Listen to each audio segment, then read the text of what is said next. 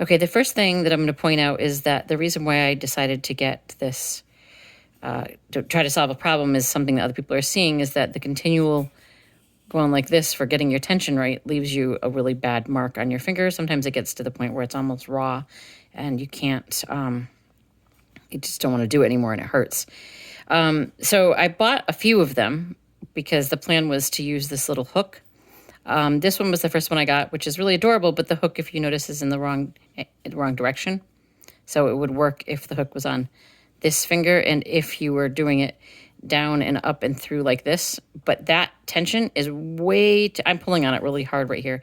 It's way too tight. So I was like, well, what about if I just put it through? And I know a lot of people saying they just put the string through other rings. So if you have a ring that is adjustable, just use that.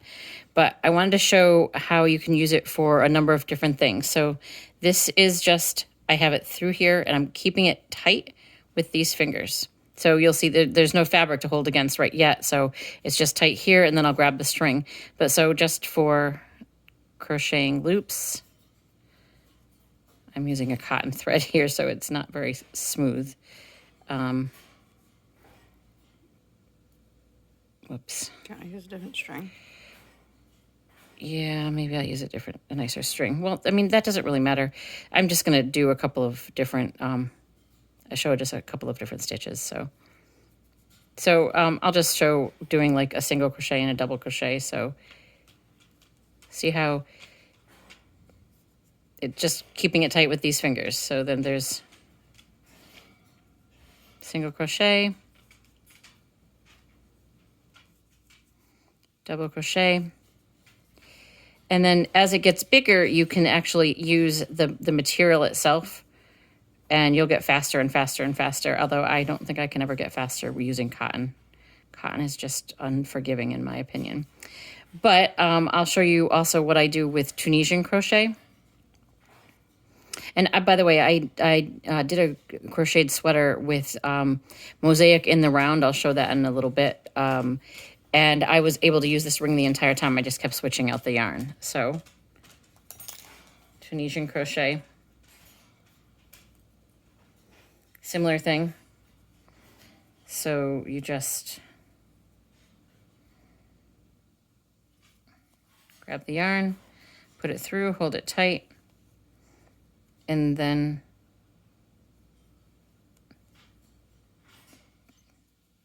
go through and grab from the back. And it's a lot easier once you actually have a piece of fabric to hold on to, because like I'm creating the tension with the fabric and my hand. This is on the pattern that I'm working. This is an increase, so it's a little slower. But you see how easy that is to just hold on to it, and it's not going over the top of your finger, so you're not getting anything to rub.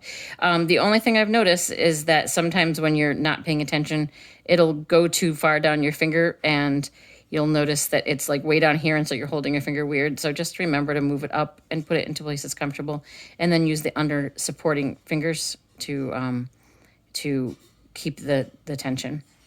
So then I was going to also show knitting and casting on. So let's see, I'll use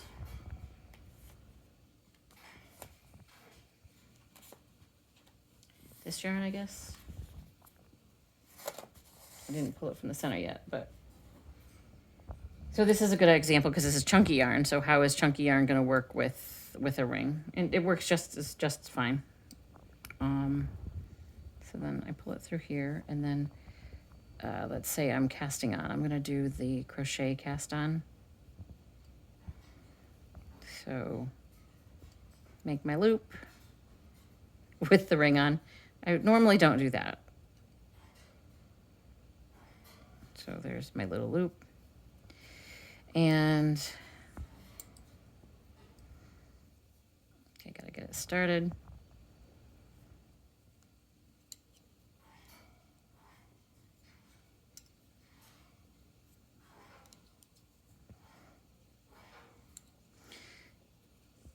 Oh, you know what? I'm not really sure why I'm keeping the ring on for this part.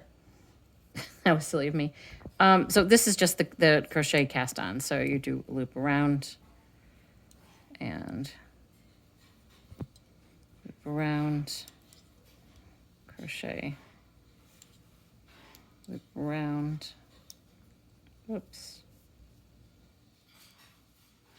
I probably could have done a little bit better job of using a different yarn that wasn't from the outside. All right, I think that, but that's enough. So that's just showing you, Mackenzie, how to do the crochet. That's pretty smart. Isn't it amazing? Yeah. Like, wait until you see how it looks when you get down to the bottom. So you just... And you have to deal with the tail and not You don't being have to long do enough the... or too long with the other kind. Yep, and then you get this gorgeous That's finished smart. edge. I saw it done a different way, and I was like, well, why wouldn't you just do this? Like, loop, And crochet. it goes around the front. Loop, yeah. crochet. I saw it, somebody else was doing, like, the crochet, like, over here. But look at that. That looks really, really nice. That is nice.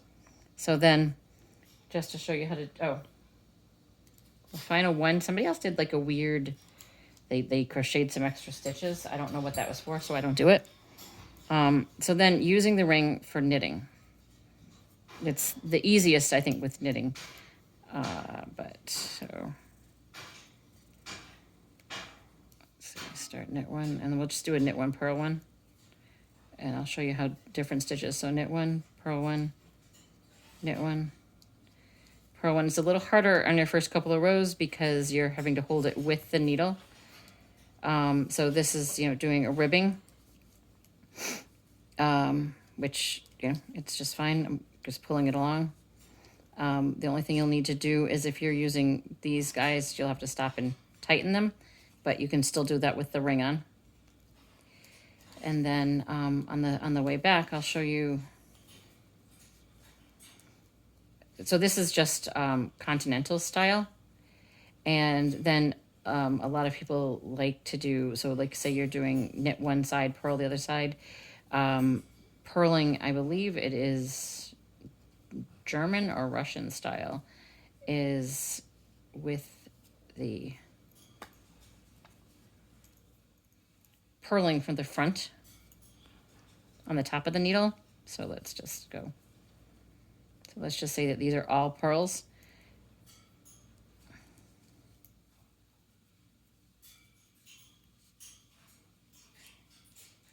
It's not as delicate, but you can still do it depending if you just keep it up above. So see how I have it just up above the needle. And then I think some people even don't do that twist thing. I think some people do like that, but I don't know how to do that stitch. I physically wrap it around. Yeah, that's so much more extra time. Yeah, it sucks. So if you can do this is amazing. When I'm doing like all purl, I have another method that I do that's even faster instead of just this. But anyways, the whole point of this is to demonstrate how to use the knitting ring, and you can use it on both fingers. Again, it's super cute. I love the little tail thing, but the tail doesn't really help out too much in my opinion. I just use it for getting it over my finger and getting the yarn through it. So once more, pull it back over, and then I'm just going to knit this whole row.